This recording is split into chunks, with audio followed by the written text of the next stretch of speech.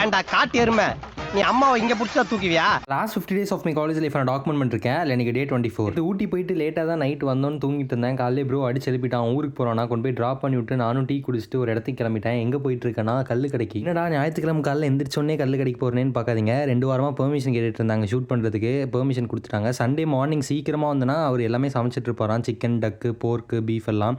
So அது எல்லாத்தையும் shoot பண்ணிக்கலாம் அப்படின்னு சொன்னதுனால காலைல நேரமாக போய் ஷூட் பண்ணிட்டு அங்கேயே மார்னிங் பிரேக்ஃபாஸ்ட்க்கு இட்லியும் மட்டன் குழம்பும் சாப்பிட்டேன்.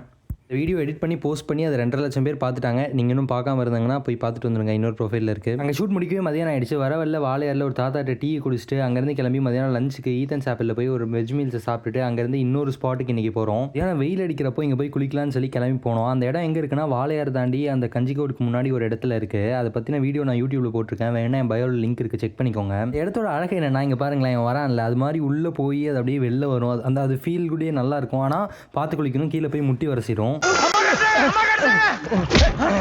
ஏன்டா காட்டு எருமை, நீ அம்மாவை இங்க புடிச்சா தூக்குவியா? அதை முடிச்சுட்டு சன்செட் பார்த்துட்டு வீட்டுக்கு வந்துட்டேன். பயங்கரமான டயர்டு இன்னைக்கு ஃபுல்லாக சுற்றிட்டு இருந்ததுனால அப்படியே இன்னைக்கு நாளை முடிச்சாச்சு. பை.